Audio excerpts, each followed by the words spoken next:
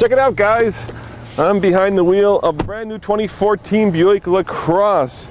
And this is not your father's Buick anymore. It's, well, much more sporty, much more luxurious. And you know what? I'll let the chief engineer tell you about it, because coming up on the Fast Lane car, everything you ever wanted to know about the 2014 Buick LaCrosse.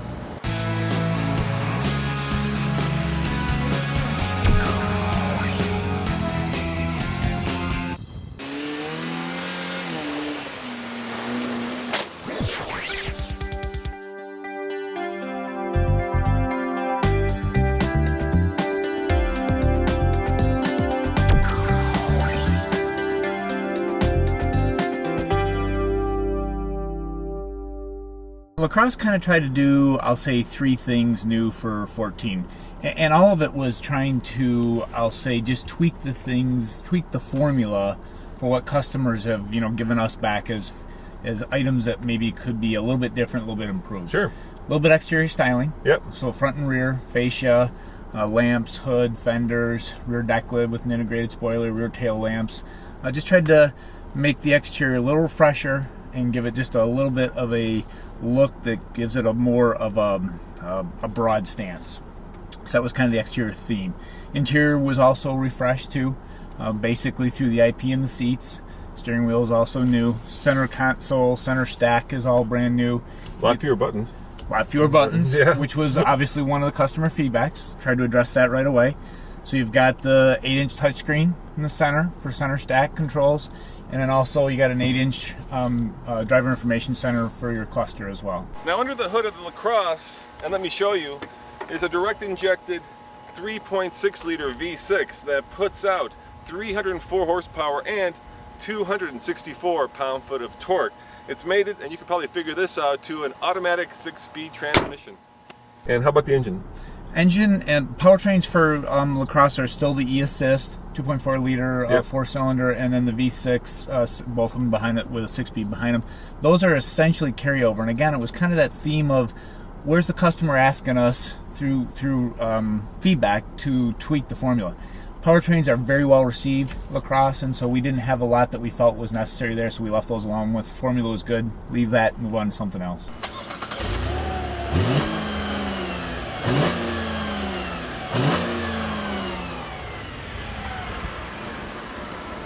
What'd you expect? A Corvette? It's a Buick. It's gonna be quiet. That's what Buicks are. They're quiet.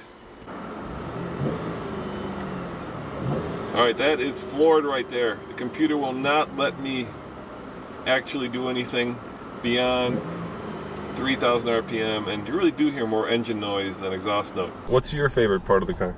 You spend a lot of time in this, I bet. I do. For me, I'll give you a generic answer, and then I'll kind of come down a little bit more. If I'm going anywhere, this is the car I take. And I don't say that just because it's the one I work on. I get access to all of our cars in our product line. But you take this over Corvette? For a drive trip. Okay. Coming down here I had to ask. to Cincinnati, I do. Yeah. And here's why. Because when I get done with coming 5 hours down here from home to Cincinnati, you get out of the car and you're still just as refreshed as you were when you got in. The reasons Very comfortable car. Yeah, exactly. And the reasons for me are it's quiet, yep. It's comfortable seats, it's very luxurious. So as a driver's car to just go somewhere, for me it's a blast. Then, there's a whole bunch of other equations you can always throw in there. Do you want the Corvette because you want the sporty? Of course. But that's kind of the different lineups that we have within General Motors, and so that's what makes it fun to work there. I bet you a lot of people aren't going to be doing 0 to 60 runs in a Buick LaCrosse, but here at the Fast Lane car, this is what we do. I've got a bit of straight road ahead of me, and let's find out how fast this is from 0 to 60. I'm going to turn the air off, and I am just going to floor it because, well, it's real world testing, and that's what we do. Here we go, floored. Oh, a little bit of wheel spin now. I did not disable the traction control, and there's a reason for that, because I want to get as much traction as possible, and there's 60. I am seriously impressed. Check this out, guys, 7.78. That is very quick indeed for a big family sedan. This has got some, as Nathan would say, cojones! Buick at one point used to be kind of, for lack of a better word, a stodgy brand, right? Mm-hmm. And, your father's Buick was almost a cliche. Sure. And it seems like you're really trying to modernize it, to bring it into the... Well, absolutely. That's part of the revival, I'll say, of Buick, is things like a Regal GS. things like a LaCrosse, but the LaCrosse still has some elements with 20-inch tires, with a sport mode to it, things like that at least give it some edge, if you will, that gives it something that isn't so much just for your father's driver.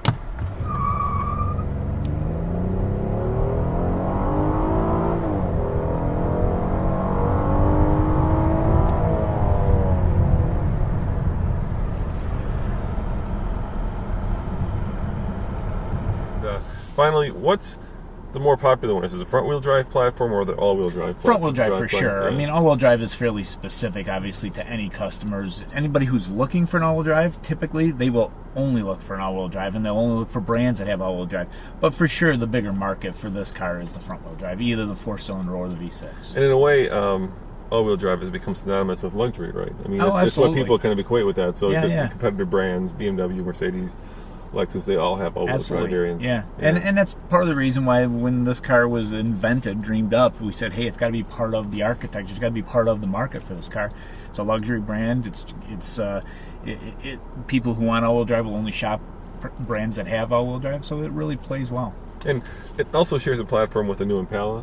It does. Yeah. And do you see people kind of moving up from an Impala to LaCrosse? Is that something, you're like, I have an Impala, it's nice, but I want something that's got a little bit more pizzazz, a little bit more luxury? I mean, there's different customers in the world for sure. So there are always segments that are going to be where they are. People love Chevrolets for what they are. Other people love Buicks for what they are.